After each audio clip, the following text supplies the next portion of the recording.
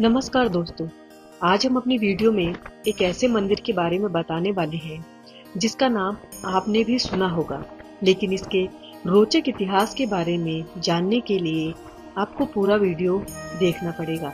आज हम अपनी वीडियो में बात करने वाले हैं भगवान विष्णु के आखिरी अवतार की, और ये कहाँ होगा इसके बारे में हम अपनी वीडियो में भी आगे बताएंगे।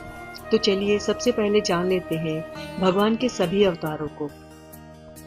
विष्णु जी के 10 अवतार हैं। अभी तक भगवान ने अलग अलग युग में भगवान 9 अवतार में जन्म ले चुके हैं, लेकिन विष्णु जी का कल्कि अवतार अभी बाकी है।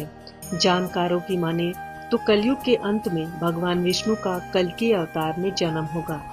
कहाँ है कल्कि धाम, इसके बारे में आगे बताएंगे। उससे पहले जानते हैं भगवान विष्णु के 9 अवतारों के नाम। धार्मिक मान्यताओं के अनुसार कलयुग के अंत में जब बहुत ज्यादा पाप बढ़ जाएगा, तब भगवान कल्कि अवतार में जन्म लेंगे। उनके इस अवतार का उद्देश्य होगा पापियों का संहार करना और फिर से धर्म की स्थापना करना। इसके बाद सतयुग की शुरुआत होगी। इतना ही नहीं, पुराणों में भगवान विष्णु जी आखिरी कल्कि अवतार के जन्म की जो तिथि बताई गई है, उसी के अनुसार भगवान कल्कि सावन माह के शुक्ल पक्ष की षष्ठी तिथि को जन्म लेंगे। इसी के साथ ही अग्नि पुराण के 16वें अध्याय में भगवान विष्णु के 10वां अवतार कल्कि के रूप का विवरण दिया गया है। इसमें भगवान विष्णु को तीर कमान धारण किए हुए एक घुड़सवार के रूप में दर्शाया गया है। यही भगवान विष्णु का कल्कि रूप होगा। इसी के साथ इसमें भगवान कल्कि के घोड़े का नाम देवदत्त बताया गया है। भगवान कल्कि के पारिवारिक जीवन की बात करें तो भगवान कल्कि के 2 विवाह होंगे और भगवान कल्कि के 4 भाई होंगे। सभी मिलकर धर्म की स्थापना करेंगे। वीडियो के आखिर में बताएंगे कि भगवान विष्णु का 10वां अवतार कितने साल बाद होगा और कहाँ होगा। इसी के साथ बताएंगे कि ये किसके घर होगा। इसके लिए आपको पूरा वीडियो देखना और सुनना पड़ेगा। चलिए शुरू करते हैं। हिंदू धर्म ग्रंथों में इस बात का वर्णन मिलता है कि जब जब इस धरती पर पाप बढ़ा है, तब तब भगवान विष्णु ने अलग अलग अवतार लेकर धरती पर आए हैं और पापियों का नाश किया है। शास्त्रों में भगवान विष्णु के 10 अवतारों का उल्लेख मिलता है। सबसे पहला नाम है मत्स्य अवतार। इस अवतार में विष्णु जी मछली बनकर प्रकट हुए थे। प्राचीन मान्यताओं के अनुसार मत्स्य अवतार को भगवान विष्णु का पहला अवतार कहा जाता है। इसमें भगवान मछली के अवतार में प्रकट हुए थे और दैत्य हयग्रीव का वध कर वेदों की रक्षा की थी।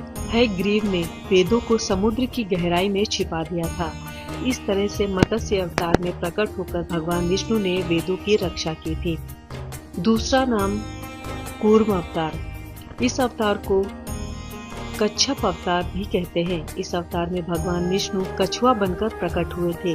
कच्छप अवतार या कूर्म अवतार में भगवान विष्णु कछुआ के रूप में प्रकट हुए थे।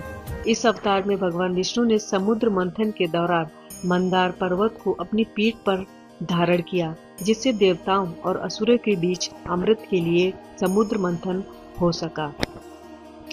तीसरा नाम है वराह अवतार। हिंदू धर्म ग्रंथों के अनुसार इस अवतार में वराह अवतार भगवान विष्णु का तीसरा और अहम अवतार था। इस अवतार में विष्णु जी आधे मानव और आधे सुअर के रूप में प्रकट हुए। राक्षस हिरण्यकशिपु के भाई हिरण्याक्ष का वध कर पृथ्वी को मुक्त कराया। हिरण्याक्ष ने पृथ्वी का हरण कर उसे समुद्र की गहराई में छिपा दिया था। चौथा नाम नरसिंह अवतार है। पुराणों में नरसिंह अवतार को भगवान विष्णु का चौथा अवतार बताया गया है। इस अवतार में प्रकट होकर उन्होंने भक्त प्रहलाद के प्राणों की रक्षा की और उसके पिता हिरण्यकश्यप का वध किया। भगवान विष्णु का 5वां अवतार है वामन। वामन अवतार में भगवान विष्णु बटुक ब्राह्मण के रूप में धरती पर आए थे। इस अवतार में उन्होंने प्रहलाद के पौत्र राजा बलि से दान में 3 पद धरती मांगी और 3 कदम में अपने पैर से 3 लोक नाप कर बलि का घमंड तोड़ दिया। छठा अवतार है परशुराम। भगवान विष्णु शिव भक्त परशुराम के अवतार में भी प्रकट हुए। इस अवतार में उन्होंने राजा प्रसेनजित की पुत्री रेणुका और भृंगवंशीय जमदग्नि के पुत्र बनकर जन्म लिया। इस अवतार में उन्होंने क्षत्रियों के अहंकारी विध्वंस से संसार को बचाया। 7वां अवतार है श्री राम अवतार। त्रेता युग में भगवान विष्णु ने श्री राम अवतार में जन्म लिया। वे अयोध्या के राजा दशरथ और रानी कौशल्या के पुत्र थे। इस अवतार में राम जी ने रावण के आतंक और पाप से संसार को मुक्त कराया था। 8वां अवतार है कृष्ण अवतार। द्वापर युग में कृष्ण अवतार में भगवान विष्णु का जन्म हुआ था। इस अवतार में उन्होंने अधर्म को समाप्त कर धर्म की पुनः स्थापना के लिए महाभारत के धर्म युद्ध में अर्जुन के सारथी बने। 9वां अवतार था बुद्ध गौतम अवतार। विष्णु जी के दशावतारों में एक अवतार महात्मा गौतम बुद्ध भी है। इनका नाम सिद्धार्थ था। इन्हें बौद्ध धर्म का संस्थापक माना जाता है। लेकिन कलयुग में भगवान विष्णु का आखिरी अवतार आना अभी बाकी है। धार्मिक मान्यताओं की बात करें तो कलयुग में पाप अपनी चरम सीमा पर पहुंच जाएगा। तब विष्णु जी कल्कि का अवतार लेकर कलयुग का अंत करेंगे। धर्म ग्रंथों के अनुसार भगवान विष्णु का अंतिम और 10वां अवतार कल्कि अवतार होगा। इस अवतार में विष्णु जी कलयुग के अंत में प्रकट होंगे और धरती के सभी पाप और बुरे कर्मों का नाश करेंगे। इसके बाद फिर सतयुग की शुरुआत होगी। इस अवतार में विष्णु जी देवदत्त नामक घोड़े पर आरूढ़ होकर तलवार से दुष्टों का संहार करेंगे। अब बात करते हैं भगवान का कल्कि धाम कहाँ बन रहा है और इसे कौन बनवा रहा है। इस विशाल मंदिर को बनाने की बात हमारे शास्त्रों में कल्कि अवतार के में विस्तार से लिखा गया है। इसके बारे में आगे बताऊंगी, लेकिन उससे पहले कल्कि धाम के बारे में हम बात कर लेते हैं। तो आपको बता दें कि भगवान कल्कि का दुनिया का सबसे बड़ा मंदिर बनने जा रहा है। ये मंदिर विष्णु के 10वें अवतार भगवान कल्कि का होगा। तो चलिए मंदिर के इतिहास से जुड़ी बातें जान लेते हैं। आपको जानकर हैरानी होगी कि सनातन और इतिहास की दृष्टि से कल्कि धाम बहुत ही खास स्थान है। इतना ही नहीं, इसका उल्लेख हमारे शास्त्रों में भी है। बाबर के बारे में आपने भी सुना होगा, लेकिन क्या आप जानते हैं कि बाबर की क्रूरता की वजह से कल्कि धाम पिछले 500 साल से इंतजार कर रहा है। ऐसा क्या हुआ जो हम ऐसा कह रहे हैं, इसके बारे में आगे बताएंगे। मंदिर के आचार्य प्रमोद कृष्णम ने यूपी के संभल में कल्कि फाउंडेशन की स्थापना 1990 में की। इसके बाद 1996 में कल्कि धाम की स्थापना हुई।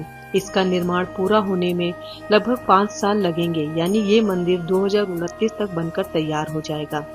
श्री कल्कि धाम मंदिर में 10 गर्भगृह होंगे, जिसमें भगवान विष्णु के 10 अवतारों की मूर्तियों को स्थापित किया जाएगा। कल्कि धाम मंदिर परिसर 5 एकड़ में बनकर तैयार होगा। इस मंदिर का शिखर 108 फीट ऊंचा होगा। इसके साथ ही क्या आप जानते हैं, अयोध्या के राम मंदिर की तरह ही संभल में बन रहे कल्कि धाम मंदिर के निर्माण में भी स्टील या लोहे का इस्तेमाल नहीं होगा। यहाँ भी निर्माण में राजस्थान के गुलाबी पत्थरों का इस्तेमाल किया जाएगा। यही वो पत्थर होगा जिसका उपयोग राम मंदिर बनाने के लिए भी किया गया था। इसके बाद हम बात करते हैं आखिर कैसे होंगे भगवान कल्कि। क्या पहले वाली मूर्ति स्थापित रहेगी या मंदिर में विराजमान करने के लिए नई मूर्ति बनवाई जाएगी। तो आपको बता दें कि संभल में स्थित कल्कि पीठ अपनी पहले वाली जगह पर ही रहेगा और जब कल्कि धाम बनकर तैयार हो जाएगा तब उसके लिए भगवान का नया विग्रह होगा। इसके लिए एक अद्भुत प्रतिमा लाई जाएगी जिसकी विधि विधान से प्राण प्रतिष्ठा की जाएगी। श्री कल्कि धाम निर्माण ट्रस्ट ही कल्कि धाम मंदिर का निर्माण करवा रहा है, जिसके अध्यक्ष आचार्य प्रमोद कृष्णम हैं। यह धाम बहुत ही भव्य और दिव्य होगा।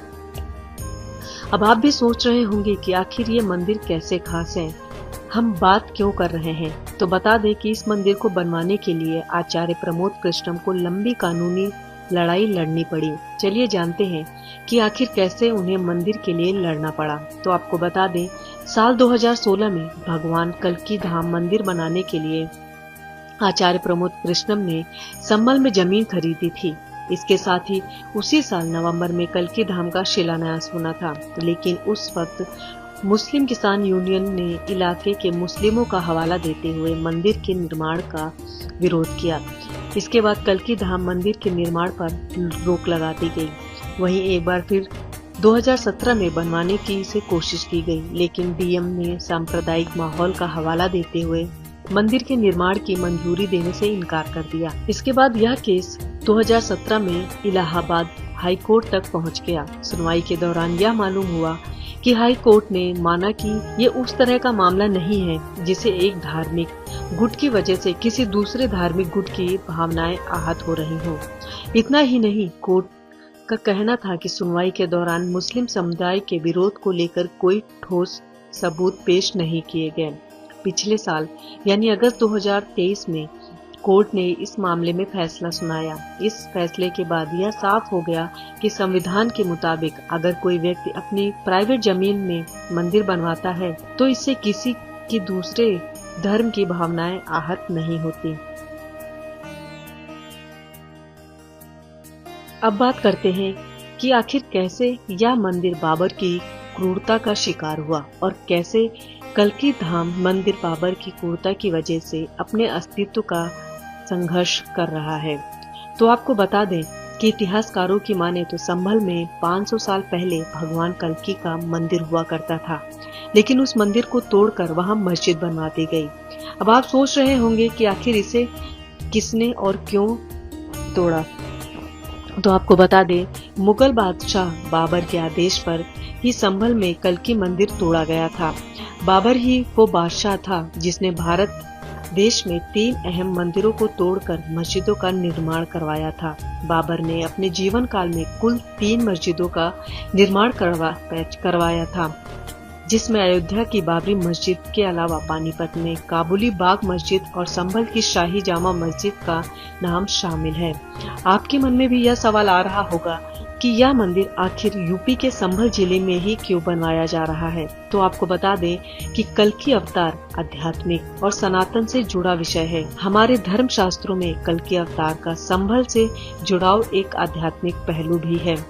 श्री भागवत पुराण के मुताबिक कलयुग के अंत में भगवान कल्की का जन्म संभल में होगा। इसके साथ ही ये भी कहा गया है कि कल्की अवतार का जन्म एक ब्राह्मण परिवार में होगा। इतना ही नहीं, इसमें यह भी बताया गया है कि उनके पिता का नाम विष्णु यश और माता का नाम सुमति होगा, जिनका जन्म कलयुग के अंत में सभी बुराइयों को दूर करने के लिए होगा, क्योंकि भगवान कल्की एक महान योद्धा होंगे। इस बात का प्रमाण हमें भगवत गीता में मिलता है, क्योंकि श्रीमद् भगवत पुराण के 12वें स्कंद के श्लोक में इसका पूर्ण विवरण है। क्योंकि यह संस्कृत भाषा में लिखा है तो इसका अर्थ हम आपको हिंदी में बता रहे हैं। संभल गांव में विष्णु यश नामक ब्राह्मण के बेटे के रूप में भगवान कल्की का जन्म होगा। इसी के साथ भगवान के जन्म से सारी बात महाभारत में वेद व्यास जी ने लिखा है, जिसका अर्थ है इसमें भी संभल गांव के ब्राह्मण परिवार में कल्की अवतार के जन्म की बात कही गई है। उनके पिता का नाम विष्णु यश और माता का नाम सुमति होगा। भगवान कल्की के 2 विवाह होंगे और उनकी पत्नियों का नाम लक्ष्मी रूपी पद्मा और वैष्णवी रूपी रमा होगा। भगवान कल्की के वे 4 भाई होंगे और सभी मिलकर धर्म की स्थापना करेंगे। यह श्लोक कुछ इस प्रकार है जो आपको स्क्रीन पर दिख रहा होगा।